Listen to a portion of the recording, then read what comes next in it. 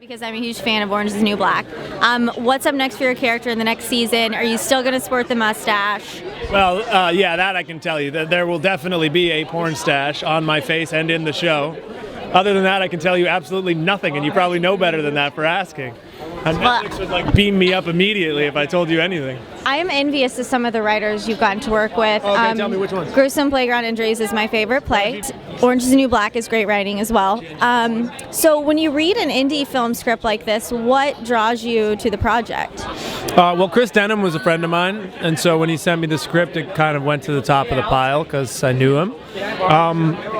And I just love the script, I think it's really tight. I think the thing about children and what we're doing to our kids today, screen time, all that bullshit, and the violence that we're giving them with video games and all this stuff is poignant, and yet I'm being much more obvious about it than he is. He writes it into the script in a very subtle way, and I think it's beautiful. Then, of course, there's blood and guts and all that stuff, too. Now that I know you and Christopher were friends ahead of time, what was your director-actor relationship like? Because you've worked with people I'm sure you're not that close with, so how was that different? It was tense. But it wasn't because we were friends, it was because we were shooting an 18-day shoot of an action-oriented script, which is just way too fast. So there was a lot of tension. I was pissed at the producers for making the movie so short. I was pissed at Chris for not giving us time to rehearse.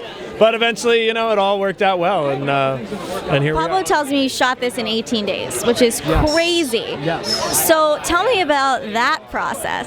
Well, I was fortunate enough to hire people who have extensive theater backgrounds, and so we were able to rehearse a little bit ahead of time and have a game plan going in. There was no wasted sort of takes of like, oh, I'm just going to find this on the day. It was pretty run and gun. Well, I mean, you've worked with great directors, Ben Affleck and Argo. With working with those directors, what is something that you take that you use on your own set? Oh God, yeah. I mean, since I didn't go to film school, it's all stealing, it's all osmosis. Most of the common denominator, basically, with all those guys is that relationship with the actors. It's crazy to me, even on independent films, where you spend all these months, years preparing for a film, and then the acting is something you rush through. Just get this so we can fucking move on, get to the next location. It's it doesn't really matter how good the lighting is if the acting's flat. You know what I mean? I'm a theater girl, so I feel you. Yeah. But you have to take the time to carve that out.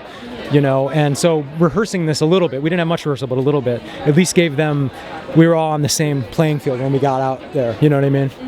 So are you planning on doing the festival circuit? I mean, what sort of the... Yeah, it's so crazy that this has just started, but we just finished the sound mix 2 weeks ago, and so this is the first time. So we had a couple test screenings, but so this is just the beginning of the event. So you have coming up, are you going to dive back into some plays, or you have more movies? I have a sort of full-time job right now at the moment. I'm acting in a new series called Manhattan, which is about the Manhattan Project.